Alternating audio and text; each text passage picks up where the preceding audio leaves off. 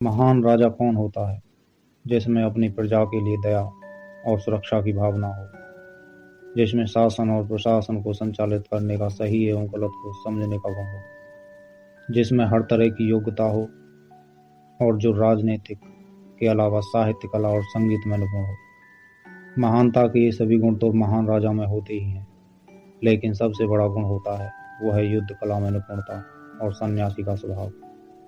भारत में ऐसे कई राजा हुए, लेकिन हम यहाँ पर बात करेंगे कुछ चुनिंदा राजाओं के बारे में, जिनकी महानता का परचम आज भी लहरा रहा है। सबसे पहले बात करते हैं राजा भरत की।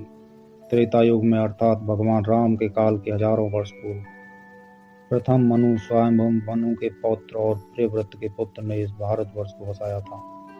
तब इसका नाम कुछ और था। वायु पुराण के अनुसार महाराज प्रियव्रत का अपना कोई पुत्र नहीं था, तो उन्होंने अपनी पुत्री के पुत्र अग्निन्द्र को गोद लिया था, जिसका लड़का नाभि था। नाभि की एक पत्नी मेरु देवी से जो पुत्र पैदा हुआ उसका नाम ऋषभ था। इसी ऋषभ के पुत्र भरत थे तथा इन्हीं भरत के नाम पर इस देश का नाम भारतवर्ष पड़ा। महाभारत के अनुसार भरत का साम्राज्य संपूर्ण भारतीय उपमहाद्वीप में व्याप्त था, जिसमें वर्तमान Bharat, Pakistan, Afghanistan, Uzbekistan, Tajikistan, Turkmenistan तथा फारस आदि क्षेत्र शामिल थे। दूसरा नाम है सम्राट चंद्रगुप्त मौर्य का। सम्राट चंद्रगुप्त मौर्य को चंद्रगुप्त महान भी कहा जाता है। सिकंदर महान के काल में हुए चंद्रगुप्त ने सिकंदर के सेनापति सेल्यूकस को 2 बार बंधक बनाकर छोड़ दिया था। सम्राट चंद्रगुप्त मौर्य के गुरु चाणक्य थे।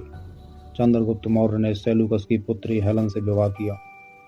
चंद्रगुप्त की एक भारतीय पत्नी दुर्धरा भी थी, जिससे बिंदुसार का जन्म हुआ। चंद्रगुप्त ने अपने पुत्र बिंदुसार को गद्दी सौंप दी थी। बिंदुसार के समय में चाणक्य उनके प्रधानमंत्री थे।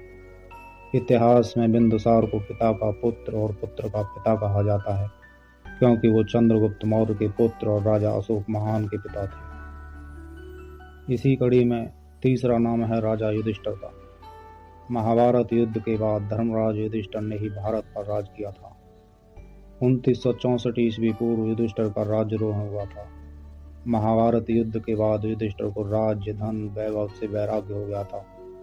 वे वानप्रस्थ आश्रम में प्रवेश करना चाहते थे, किंतु समस्त भाइयों तथा द्रौपदी ने उन्हें तरह तरह से समझाकर छात्र धर्म का पालन करने के लिए प्रेरित किया। उनके शासनकाल में संपूर्ण भारतीय उपमहाद्वीप पर शांति और खुशहाली रही। युधिष्ठिर सहित 5 पांडव अर्जुन पुत्र अभिमन्यु के पुत्र महापराक्रमी परीक्षित को राज्य देकर महाप्रयाण हेतु उत्तराखंड की ओर चले गए और वहां जाकर पुण्य लोक को प्राप्त हुए। परीक्षित के बाद उनके पुत्र जन्मेजय ने राज्य संभाला।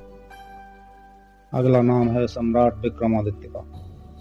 विक्रम संवत अनुसार अवंतिका के महाराजाधिराज राजा विक्रमादित्य आज से 2291 वर्ष पूर्व हुए थे। विक्रमादित्य अपने ज्ञान, वीरता और उदारशीलता के लिए प्रसिद्ध थे, जिनके दरबार में नवरत्न रहते थे। कहना चाहिए कि नवरत्न रखने की परंपरा का प्रारंभ उन्होंने ही किया था। कहते हैं कि उन्होंने तिब्बत, चीन, फारस, तुर्क और अरब के कई क्षेत्रों पर शासन किया था। उत्तर में हिमालय से लेकर दक्षिण में शिम्बल तक उनका परचम लहराता था। विक्रमादित्य की अरब विजय का वर्णन अरबी कवि जसराम किंतोई ने किया है। कहते हैं कि सम्राट विक्रमादित्य के पास 30 मिलियन सैनिकों, 100 मिलियन विभिन्न वाहनों और 25,000 हाथी और 4,000 समुद्री जहाजों की एक सेना थी। उनके ही नाम से वर्तमान में भारत में विक्रम संवत प्रचलित है। कहते हैं कि उन्होंने ही विश्व में सर्वप्रथम 1700 मील की सड़क बनाई थी, जिसके चलते विश्व व्यापार सुगम हो चला था। उन्होंने भारतवर्ष में कई सुधार कार्य किए और कई निर्माण कार्यों को अंजाम दिया। कहते हैं कि बाद के राजाओं में विक्रमादित्य से बहुत कुछ सीखा और उन राजाओं को विक्रमादित्य की उपाधि से नवाजा जाता था, जो उनके नक्शे कदम पर चलते थे। लेकिन यह भी आश्चर्य वाली बात है कि कई राजाओं ने उनकी या उनके दरबारी की कृतियों, स्मारकों को अपना बनाकर प्रचलित किया और विक्रमादित्य की उपाधियों को नजरअंदाज कर दिया गया। इसी कड़ी में अगला नाम है राजा भोज का। कुछ विद्वान मानते हैं कि महान राजा भोज का शासनकाल 1010 से 1053 तक रहा। राजा भोज ने अपने काल में कई मंदिर बनवाए। राजा भोज के नाम पर भोपाल के निकट भोजपुरा बसा। धार की भोजशाला का निर्माण भी कराया था। कहते हैं कि उन्होंने ही मध्य प्रदेश की वर्तमान राजधानी भोपाल को बसाया था, जिसे पहले भोजपाल कहा जाता था। इनके ही नाम पर भोज नाम की उपाधि देने का भी प्रचलन शुरू हुआ था। इनके ही जैसे महान कार्य करने वाले राजाओं को दी जाती थी। राजा भोज खुद एक विद्वान होने के साथ साथ काव्य शास्त्र और व्याकरण में बड़े जानकार थे और उन्होंने बहुत सारी किताबें लिखी थी। मान्यता अनुसार भोज ने 64 प्रकार की सिद्धियां प्राप्त की थी तथा उन्होंने सभी विषयों पर 84 ग्रंथ लिखे थे। इसी कड़ी में अगला नाम है विजयनगरम राज्य के सम्राट कृष्णदेव राय का। राजा कृष्णदेव राय का जन्म 16 फरवरी 1471 ईस्वी को कर्नाटक के हम्पी में हुआ था।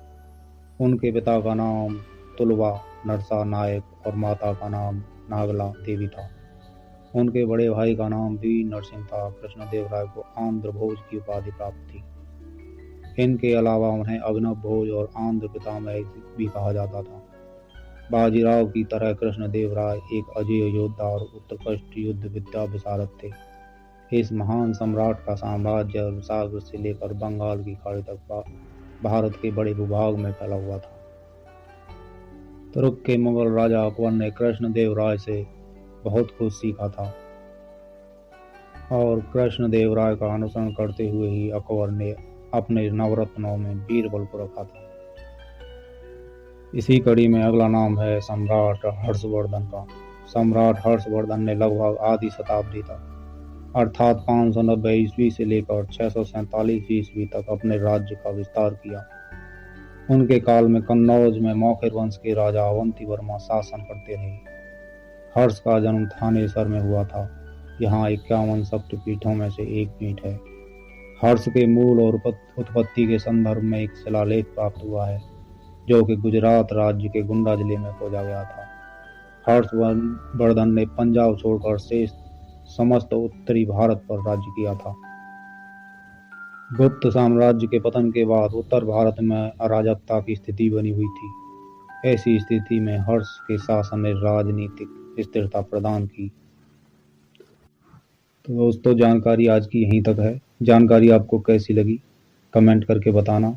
वीडियो पसंद आए तो लाइक करना और चैनल को सब्सक्राइब करना। धन्यवाद।